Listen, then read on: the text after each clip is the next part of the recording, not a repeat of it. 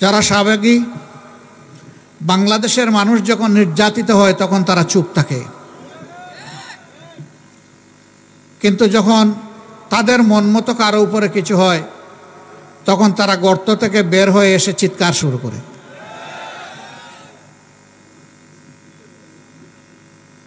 সম্মানিত ভাই ও বন্ধুগণ, তারপরের ইতিহাস সবার জানা। জামাতে ইসলামীর উপরে এই বিপদ যখন আসলো, আমরা তখন আমাদের রাজনৈতিক বন্ধুদেরকে অনুরোধ করেছিলাম, বিপদের ঢেউ জামাত পর্যন্ত থামবে না, এই ঢেউ সবাইকে ভাসিয়ে নিয়ে যাবে যদি আমরা সম্মিলিতভাবে ঠেকাতে না পারি। আমরা আমাদের আহাজারি শোনাতে পারিনি, বুঝাতে পারিনি। একের পর এক প্রতিহিংসামূলক রায়ের মাধ্যমে আদালতকে ব্যবহার করে জামাতে ইসলামীর নেতৃবৃন্দকে ফাঁসি দেওয়া হলো, 5 জনকে ফাঁসিতে ঝুলানো হলো। তাদের নিয়েও অনেক নাটক করা হলো। একবারের জন্য তারা নথি স্বীকার করেন কিনা, সরকারের কাছে ক্ষমা চান কিনা, প্রাণ ভিক্ষা চান কিনা। আলহামদুলিল্লাহ, যারা আল্লাহর জন্যে, মানবতার জন্য লড়াই করে তারা আল্লাহ ছাড়া কাউকে পরোয়া করে না।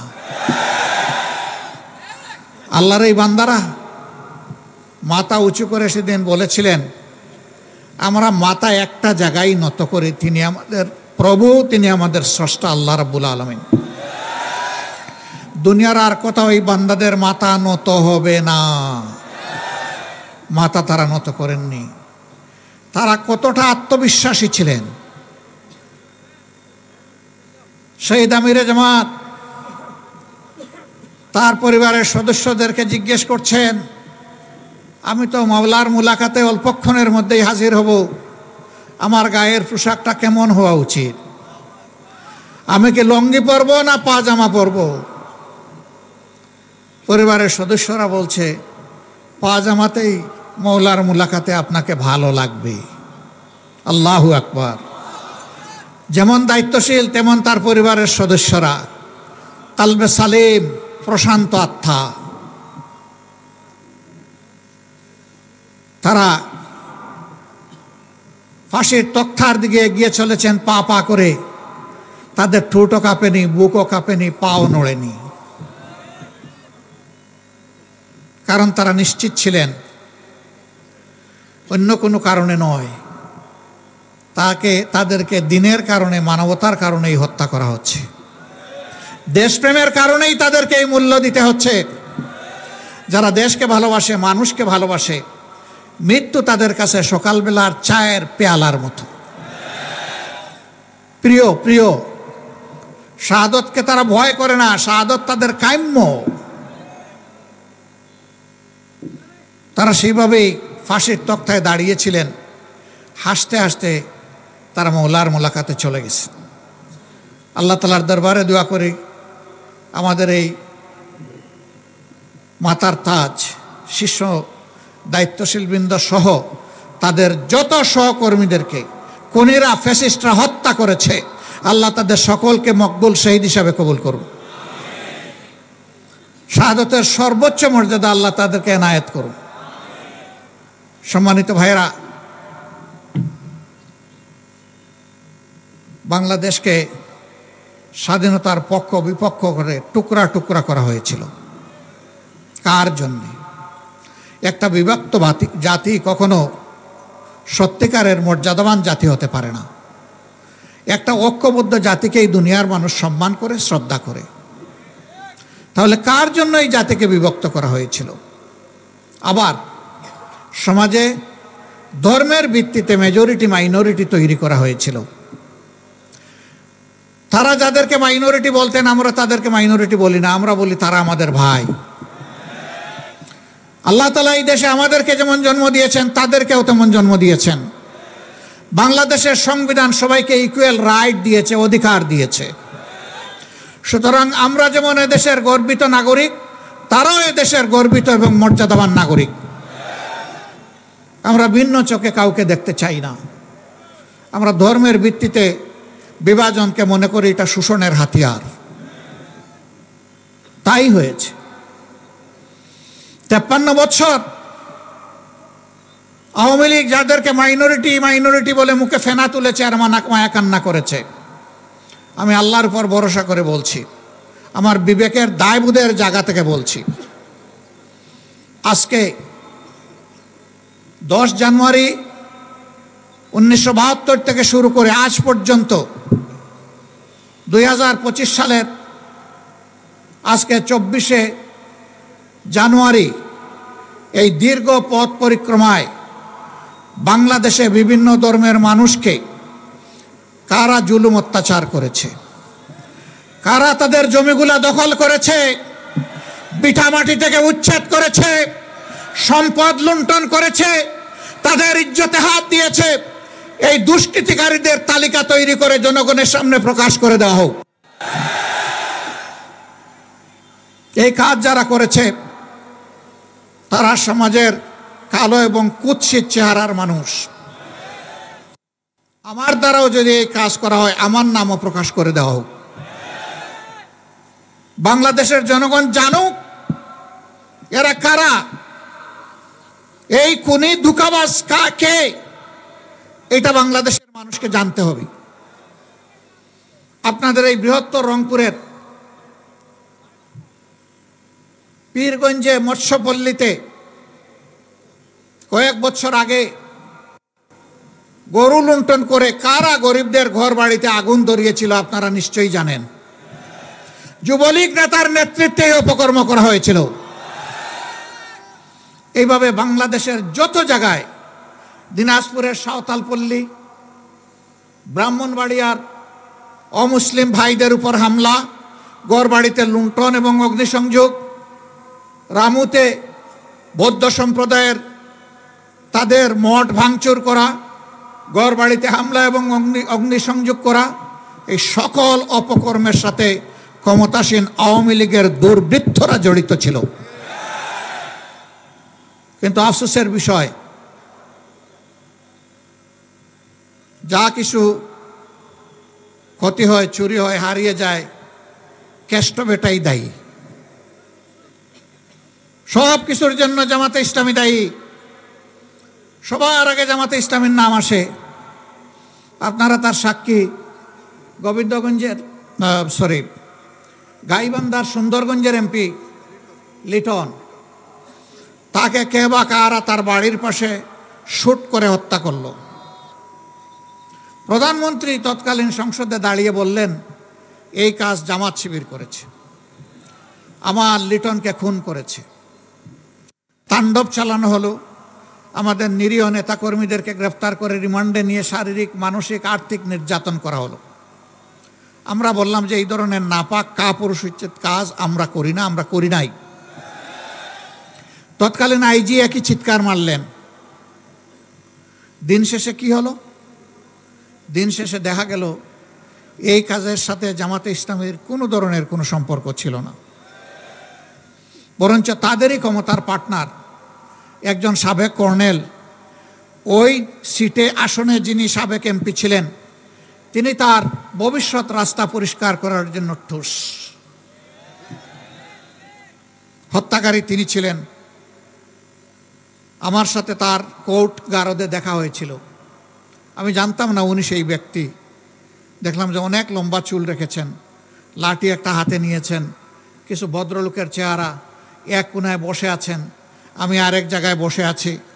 ওনাকে জিজ্ঞেস করলাম যে আপনার পরিচয়? তিনি বললেন আমি কর্নেল অমুক।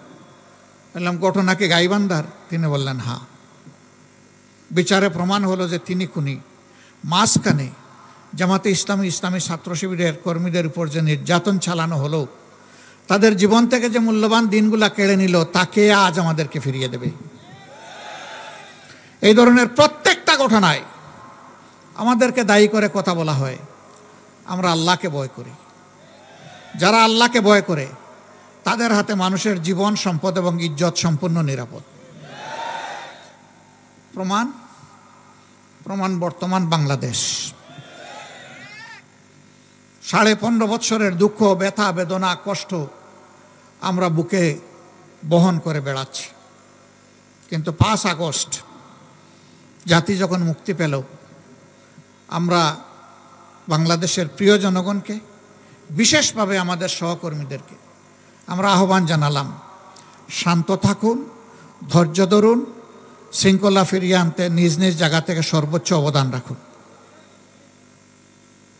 এর আগে আওয়ামী লীগ বলেছিল, কোনোদিন যদি ক্ষমতা থেকে তাদেরকে বিদায় নিতে হয়, তাহলে ক্ষমতা থেকে বিদায় নেওয়ার 2 দিনের মাথায় তাদের 5 লক্ষ নেতাকর্মীকে আমরা নাকি খুন করব। আমি জিজ্ঞাসা করি, তাদের নেতৃবৃন্দের দফায় দফায় এই মিথ্যা আতঙ্ক ছড়ানো তা কি বাস্তবায়িত হয়েছে? 5 লক্ষ মানুষ মারা গেছে 5 এবং 6 আগস্ট, 7 আগস্ট, সারা আগস্ট মাস জুড়ে এখন পর্যন্ত যায়নি। কারণ তারা খুনি হতে পারে, কিন্তু বাংলাদেশের মানুষ প্রিয় দেশকে, মানুষকে ভালোবাসে, এই জন্য দায়িত্বশীলতার পরিচয় দিয়েছে। খুনিদের মুখে চুনকালি। এখন চিন্তা করলো আমাদেরকে জড়ানো যায় কিভাবে। বিভিন্ন ধর্মীয় সম্প্রদায়ের লোকদেরকে উস্কানি দেয়। আমাদের হিন্দু ধর্মের ভাইদেরকে উস্কানি দিয়েছিল দুর্গাপূজা পরিহার করার জন্য। আমি ধন্যবাদ জানাই সাহসিকতার সাথে যারা উস্কানি দিয়েছিল, তাদের উস্কানি ওদের মুখের উপর ছুঁড়ে মেরেছে। আমরা তাদেরকে বলেছিলাম, আপনাদের ধর্মীয় উপাসনা আপনারা করুন, কিন্তু আমরা পাহারাদার হয়ে কোনো দুর্বৃত্ত এই কাজে যাতে হস্তক্ষেপ করতে না পারে, আমরা পাহারাদারের ভূমিকা পালন করব। এটা শুধু জামাতে ইসলামী না, এদেশের দেশপ্রেমিক সমস্ত মানুষ এই দায়িত্ব আঞ্জাম দিয়েছে। বিশেষ করে জাগ্রত মুসলমানরা এই দায়িত্ব পালন করেছে। কিন্তু আপনারা জানেন, শুধু জামাতে ইসলামী না, এদেশের আলিম উলামা, রাজনৈতিক আওয়ামী লীগের প্রতিপক্ষ, সাংবাদিক, সাধারণ মানুষ, কাউকে আওয়ামী লীগ ছাড় দেয় নাই। জুলুমেরা 18 কোটি মানুষের উপর করেছে। জুলুমের অভিশাপ তাদের ঘাড়ে আরোপিত হয়েছে। একজন ভাই বলেছেন, রান্না করা খাবারটাও তারা খেয়ে যেতে পারলেন না। জানেন এই রান্না করা খাবার কার পয়সায় তৈরি হয়েছিল? আপনাদের পয়সায় তৈরি হয়েছিল। 18 কোটি মানুষের টাকায় তৈরি হয়েছিল। সেই খাবার খেয়ে তারা একবারও চিন্তা করেননি যে যাদের পয়সায় আমার খাবার, আমার এখানে নিরাপদ অবস্থান, বিলাসবহুল বসবাস, চতুর্দিকে নিশ্চিদ্র নিরাপত্তা, সেই তাদের বুকেই আমি গুলি চালাচ্ছি। একবারও তাদের বুক কাঁপেনি, হাত কাঁপেনি। ক্ষমতার শেষ মুহূর্ত পর্যন্ত মানুষ খুন করে তারা ক্ষমতায় থাকতে চেয়েছে। 15.5 বছর যে তাণ্ডব চালিয়েছেন, ক্ষমতার শেষ দিনে এসেও তাই করেছে। তারা ধারণা করেছিলেন ইতিপূর্বে বল প্রয়োগ করে অবৈধ ক্ষমতাকে তারা ধরে রাখতে পেরেছিলেন, এবারও বোধহয় তারা সফল হবেন। কিন্তু না, আল্লাহ তাআলার ঘোষণা, কুলিল্লাহুম্মা মালিকাল মুলকি তুতিল মুলকা মান তাশাউ ওয়া তানজিউল মুলকা মিম্মান তাশা। আল্লাহ যাকে চান ক্ষমতা দিয়ে সুযোগ দেন। দেখি আমার বান্দাদের প্রতি তোমরা, আল্লাহু ইয়া'মুরুকুম বিল আদলি ওয়াল ইহসান, তোমরা ক্ষমতা পেলে মানুষের উপর ন্যায় বিচার করো কিনা, সদাচরণ করো কিনা, মানুষকে মানুষ হিসাবে ভালোবাসো কিনা, মানুষকে সম্মান করো কিনা। যারা এই কাজ করে, আল্লাহ তাদের ক্ষমতাকে পাকাপোক্ত করেন। আল্লাহ তাদেরকে সাহায্য করেন জমিন থেকে, আল্লাহ পাক সাহায্য করেন আসমান থেকে। আর যারা এর বিরুদ্ধে চলে যায়, মানুষের উপর জুলুম অত্যাচার করে, অবিচার অনাচারে দেশকে ভরে দেয়, সমাজকে ধ্বংস করে, মানুষের ইজ্জত লুণ্ঠন করে, দর্শনের সেঞ্চুরি পালন করে, আল্লাহ তাআলার লানত তাদের উপরে আসে এবং আল্লাহ তাদের থেকে ক্ষমতা কেড়ে নেন। ক্ষমতা কারো ইজ্জতের বাহন হতে পারে না। ইজ্জতের বাহন হবে আপনার সৎ চরিত্র, আমানতদারিতা, মানবিক মূল্যবোধ। এই জন্য আল্লাহ বলছেন, তুইজ্জু মান তাশাউ ওয়া তুযিল্লু মান তাশাউ বিয়াদিকাল খায়র। সমস্ত কল্যাণ অকল্যাণ, ভালো মন্দ, ইজ্জত বেইজ্জতি সব কিছু আল্লাহর হাতে। ইন্নাকা আলা কুল্লি শাইইন কাদির। সম্মানিত ভাইয়েরা, আমরা ধৈর্য ধরেছি, ধৈর্য আরো ধরব। ইনশাআল্লাহ এই দেশকে আমরা ভালোবাসি, দেশের মানুষকে ভালোবাসি। ওরা তো সব শেষ করে গেছে। উন্নয়নের নামে আমাদের সমস্ত সম্পদ চুরি করে বিদেশে নিয়ে গেছে। ওরা গেছে পরে সম্পদ পাঠাই দিছে আগে। ওরা 2,26,000 কোটি টাকা বাংলাদেশ থেকে চুরি করে নিয়ে গেছে। সরি, 26 লক্ষ কোটি টাকা বাংলাদেশ থেকে চুরি করে নিয়ে গেছে।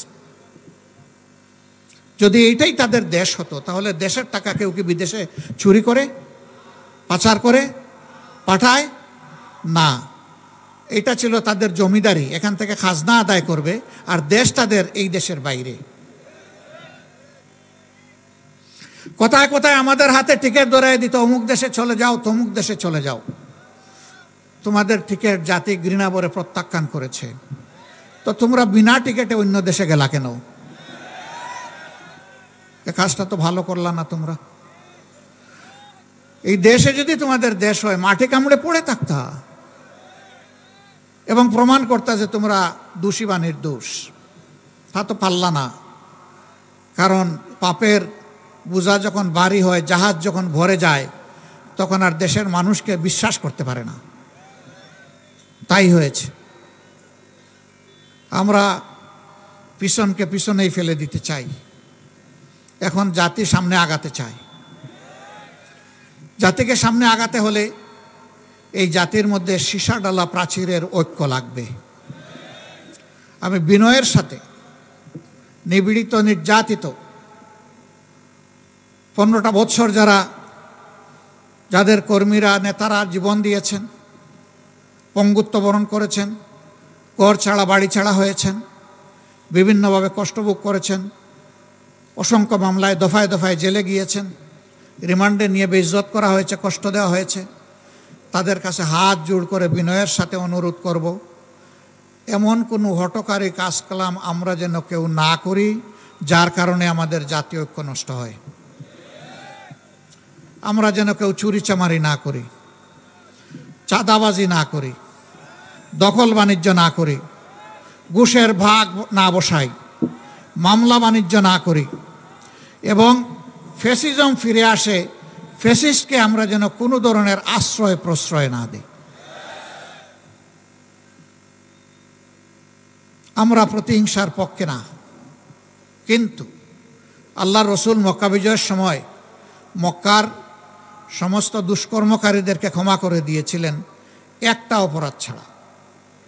তিনি বলেছিলেন আজকে সাধারণ ক্ষমা ঘোষণা করা হলো, কিন্তু যারা নিরীহ মানুষকে খুন করেছে তাদের 10 বা 13 জনের নাম উল্লেখ করে বলেছিলেন এদেরকে যেখানে পাওয়া যাবে ওখানেই খুন করা হবে। খুন কখনো মাফ হয় না। আমরা বাংলাদেশে প্রত্যেকটা খুনের বিচার চাই, শুধু আমাদের নেতৃবৃন্দ না, আমাদের কর্মী না, যত মানুষ খুন করা হয়েছে অন্যায়ভাবে সবার বিচার চাই। বৃহত্তর রংপুরবাসী অনেক কারণেই আপনারা গর্বিত, অথচ আপনারা বঞ্চিত। এই রৌমারের বড়াই বাড়িতে যে যুদ্ধটা আপনারা রাতের অন্ধকারে করে শিক্ষা দিয়েছিলেন, সেই শিক্ষার প্রতিশোধ নেওয়া হয়েছিল বিডিআরের পিলখানায়। কিন্তু আপনাদের গর্বিত ইতিহাস এখনো চকচক করছে। দীর্ঘ 15.5 বছরের ফ্যাসিজমকে বিদায় করতে গিয়ে একটা মানুষ বাংলাদেশের ইতিহাসে নয়, বিশ্বের ইতিহাসে তার সোনালী নামটা লেখা হয়ে গেছে। এই সন্তানটাও বৃহত্তর রংপুরের। এর নাম কি? আবু সাইদ। সে আমাদের এখন বিপ্লবের আইকন, প্রতীক, আমাদের নেতা, আমাদের সিপাহসালার, আমাদের বীর সেনাপতি। তার রাস্তা ধরে এবার যারাই জীবন দিয়েছে, মহান রবের দরবারে দোয়া করি আল্লাহ তাদের সকলকে শহীদ হিসাবে কবুল করুন। যারা পঙ্গু হয়েছে তাদেরকে আমরা যেন গর্বের সাথে সম্মান করতে পারি, শ্রদ্ধার সাথে বুকে ধারণ করতে পারি। শহীদ এবং পঙ্গু সকলের কাছে আমরা কৃতজ্ঞ, কিন্তু এই ঋণ পরিশোধ করার শক্তি এই জাতির নেই। তবে যে কারণে তারা শহীদ হয়েছে আমরা তাদেরকে কথা দিচ্ছি আমাদের প্রিয় সংগঠনের পক্ষ থেকে, একটা করাপশন ফ্রি, দুর্নীতিমুক্ত, সুষম, বৈষম্যহীন, মানবিক বাংলাদেশ না গড়া পর্যন্ত আমাদের লড়াই অব্যাহত থাকবে ইনশাআল্লাহ। আমাদের সন্তানরা স্লোগান দিয়েছিল, এখনো দেয়, আবু সাইদ মুগ্ধ, শেষ হয়নি যুদ্ধ। হ্যাঁ, যুদ্ধ সেদিন শেষ হবে যেদিন মানবিক বাংলাদেশ প্রতিষ্ঠিত হবে। তার আগ পর্যন্ত এই যুদ্ধ ইনশাআল্লাহ চলবে। আমরা সমাজে অনাচার দেখলে প্রতিবাদ করবই। এটা আমার বিরুদ্ধে হলেও আমি প্রতিবাদ করব। অনাচার যিনিই করবেন তার ব্যাপারে আমরা মুখ বন্ধ করে থাকব না। এই জন্যই আমরা রাজনীতি করি। আমরা ন্যায়ের পক্ষ নিব, অন্যায়ের প্রতিবাদ করব।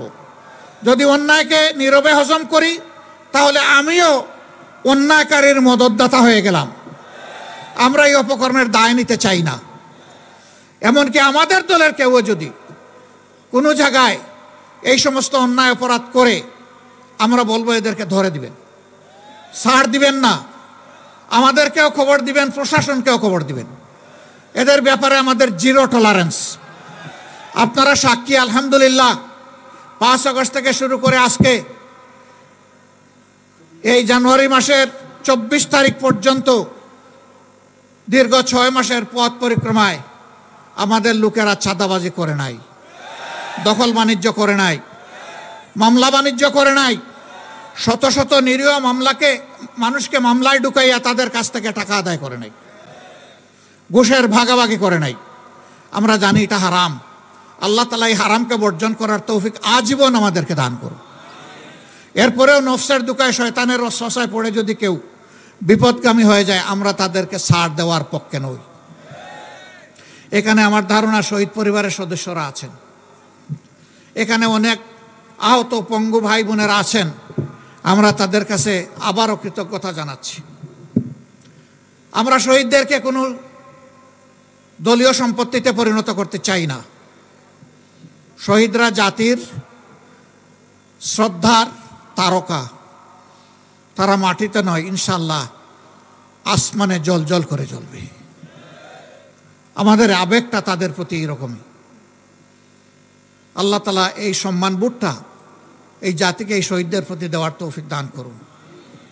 বিনয়ের সাথে বলবো, সবাইকে বলবো, মেহেরবানি করে শহীদদের আকাঙ্ক্ষার বিপরীতে যায় এমন কাজ কেউ দয়া করে করবেন না।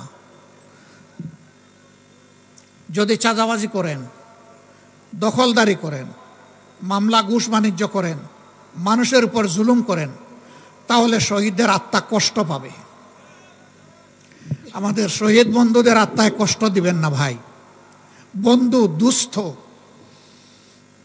আমাদের এই বিনয়ী আহ্বান আপনাদের কলিজাকে নরম করুক, আমরা দোয়া করি।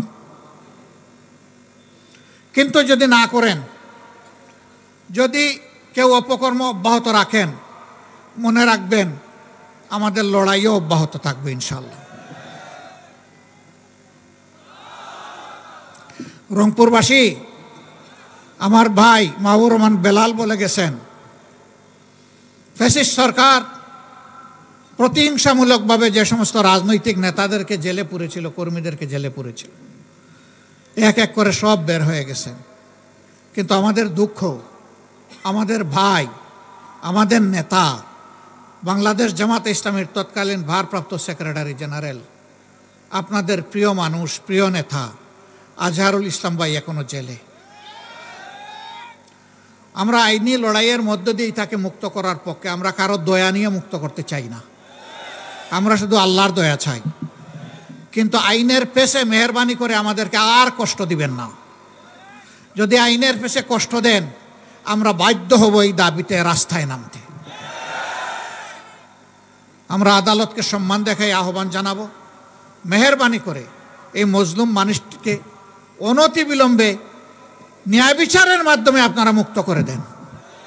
যদি মিনিমাম ন্যায় বিচার আমরা পাই, ইনশাআল্লাহ ইজ্জতের সাথে তিনি মুক্ত হয়ে আমাদের বুকে ফিরে আসবেন, রংপুরবাসীর বুকে ফিরে আসবেন ইনশাআল্লাহ। বাংলাদেশে নতুন ইতিহাস রচনা হবে ইনশাআল্লাহ। এই কুড়িগ্রাম বহু দিক থেকে বঞ্চিত, এখানে একটা কৃষি বিশ্ববিদ্যালয় হয়েছে, ঘোষণা হয়েছে, তার কঙ্কাল আছে, গুস্তও নাই, চামড়াও নাই, হাড্ডি সার, নিজস্ব কোনো ক্যাম্পাস নাই, দুকি দুকি আস্তে আস্তে চলছে। অথচ অ্যাগ্রো বেসড এই প্রতিষ্ঠানটা এই অঞ্চলের চেহারা বদলাই দিতে পারে, এটা শিক্ষা গবেষণার কেন্দ্রে পরিণত হতে পারে। এটা একটা সীমান্তিক জেলা, এখানে মানুষ একটু অসুস্থ হলে ভালো একটা চিকিৎসা পাবে, সেই রকম কোনো ব্যবস্থা নাই। আজকে বহু জেলায়, একই জেলায় ইউনিভার্সিটি, একই জেলায় কৃষি বিশ্ববিদ্যালয়, একই জেলায় মেডিকেল কলেজ, একই জেলায় ইঞ্জিনিয়ারিং ইউনিভার্সিটি, একই জেলায় সব কিছু আছে, আরেক জেলায় কিছুই নাই। এটা কোন ধরনের ইনসাফ?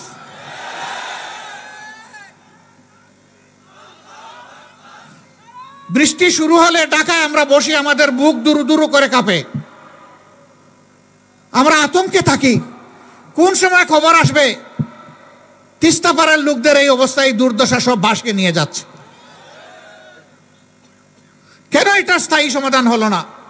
স্বাধীনতার অর্ধ শতাব্দীর ঊর্ধ্বে চলে গেল, কিন্তু এই দুঃখ গুছানো হলো না কেন? বুটের সময় এসে বাবা ডাকবেন,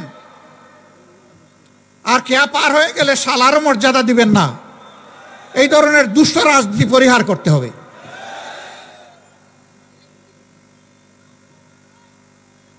এখানে তিস্তা প্রকল্প মহাপরিকল্পনা বাস্তবায়ন হওয়ার কথা, কার ইঙ্গিতে ইশারা এটা এখনো বন্ধ হয়ে আছে?